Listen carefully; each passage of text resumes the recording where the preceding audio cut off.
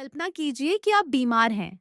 Doctor आपको दवा देता है, फिर इंजेक्शन, फिर एक और इंजेक्शन, लेकिन बीमारी ठीक नहीं होती। कुछ दिनों बाद डॉक्टर आपसे कहता है, अब हमारे पास कोई दवा नहीं बची।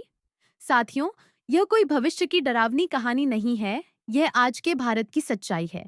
आज हम बात करने जा रहे हैं एक ऐसी खामोश महामारी की, जो न तो अचानक फैलती है, न ही रोज टीवी की ब्रेकिंग न्यूज बनती है, लेकिन हर साल लाखों लोगों की जान ले रही है। इस बीमारी का नाम है एंटीमाइक्रोबियल रेजिस्टेंस यानी एएमआर। एंटीमाइक्रोबियल रेजिस्टेंस का मतलब है कि बैक्टीरिया, वायरस या फंगस उन दवाओं के खिलाफ ताकतवर हो जाते हैं जो कभी उन्हें मार देती थीं। यानी दवा मौजूद है, डॉक्टर मौजूद है, अस्पताल मौजूद है, लेकिन इलाज बेअसर हो चुका है। सोचिए, अगर पैरासिटामोल बुखार पर असर ही न करे या पेन किलर दर्द कम न करे, तो क्या होगा? आज यही हाल एंटीबायोटिक दवाओं का होता जा रहा है। विश्व स्वास्थ्य संगठन के अनुसार भारत दुनिया में सबसे ज्यादा एंटीबायोटिक इस्तेमाल करने वाला देश है। Indian council of medical research की रिपोर्ट बताती है कि ई कोलाई, क्लेब्सिएला और एसिनेटोबैक्टर जैसे बैक्टीरिया अब भारत की सबसे ताकतवर दवाओं से भी नहीं डरते।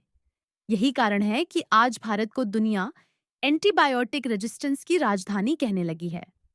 ये कोई गर्व की बात नहीं, बल्कि एक गंभीर चेतावनी है। अब सवाल उठता है कि आखिर गलती किसकी है? क्या दवाइयाँ खराब हैं? नहीं, असली समस्या दवाओं का गलत और जरूरत से ज्यादा इस्तेमाल है। वायरल बुखार में एंटीबायोटिक लेना, सर्दी जुकाम में एंटीबायोटिक खाना, 2 दिन में आराम मिलते ही दवा बंद कर देना, बिना डॉक्टर की सलाह के मेडिकल स्टोर से दवा खरीद लेना, यही सब मिलकर बैक्टीरिया को सुपरबग बना रहे हैं। जब आप बिना जरूरत एंटीबायोटिक लेते हैं तो कमजोर बैक्टीरिया मर जाते हैं, लेकिन ताकतवर बैक्टीरिया बच जाते हैं और वही आगे चलकर दवाओं को बेअसर बना देते हैं। आज भारत के अस्पतालों और आईसीयू में स्थिति बहुत गंभीर है। सेप्सिस के मामलों में मौत की दर बहुत ज्यादा है। नवजात बच्चों पर दवाइयां असर नहीं कर रही और आखिरी हथियार मानी जाने वाली कोलेस्टिन जैसी दवाएं भी फेल हो रही हैं। कई डॉक्टर यह कहने को मजबूर हैं कि अब हम दवा नहीं चुनते, हम दुआ करते हैं कि मरीज की इम्यूनिटी साथ दे दे। एक सच्ची घटना पर ध्यान दीजिए। एक 26 साल की युवती को सिर्फ यूरिन इन्फेक्शन हुआ था, जो आमतौर पर एक साधारण बीमारी मानी जाती है। लेकिन पहले एंटीबायोटिक ने काम नहीं किया, दूसरी ने भी नहीं और तीसरी भी बेअसर रही। कुछ ही समय में संक्रमण उसके दिमाग तक पहुंच गया। ब्रेन एब्सेस बना, सर्जरी करनी पड़ी और उसे 4 हफ्ते आईसीयू में रहना पड़ा। कारण सिर्फ एक था, पहले कभी बिना जरूरत एंटीबायोटिक लेना। ये समस्या सिर्फ शहरों तक सीमित नहीं है। शहरों में प्रदूषण, भागदौड़ और ओवर प्रिस्क्रिप्शन से एएमआर बढ़ रहा है, जबकि गांवों में जानकारी की कमी, बिना पर्ची दवाइयाँ और पशुपालन में एंटीबायोटिक के इस्तेमाल से यह समस्या फैल रही है। दवाइयाँ दूध, सब्जी और पानी के जरिए धीरे धीरे हमारे शरीर में पहुंच रही हैं और बैक्टीरिया को और मजबूत बना रही हैं। अच्छी बात यह है कि सरकार ने इस खतरे को पहचाना है।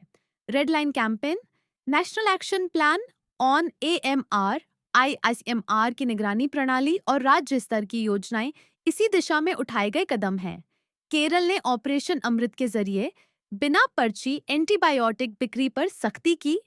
मध्य प्रदेश ने एंटीबायोटिक उपयोग पर निगरानी के लिए मोबाइल ऐप्स शुरू किए और दिल्ली ने एआई की मदद से सही एंटीबायोटिक चुनने की दिशा में काम किया। लेकिन साथियों, सिर्फ सरकार या डॉक्टर ही इस लड़ाई को नहीं जीत सकते। इसमें हमारी भी जिम्मेदारी है। बिना डॉक्टर की सलाह के दवा न लें, वायरल बीमारियों में एंटीबायोटिक से बचें, दवा का पूरा कोर्स पूरा करें, पुरानी बची हुई दवाइयाँ दोबारा इस्तेमाल न करें और अपने परिवार व समाज में जागरूकता फैलाएं। याद रखिए, आपकी एक गलत गोली किसी और के लिए जानलेवा साबित हो सकती है। अगर एंटीबायोटिक दवाइयाँ यूं ही बेअसर होती रहीं, तो आने वाले समय में सर्जरी खतरनाक हो जाएगी, डिलीवरी जोखिम भरी होगी और मामूली चोट भी जान ले सकती है। ये लड़ाई सिर्फ डॉक्टरों की नहीं, बल्कि आपकी और हमारी भी है। अगर यह जानकारी आपको सोचने पर मजबूर करती है, तो इसे दूसरों तक जरूर पहुंचाइए।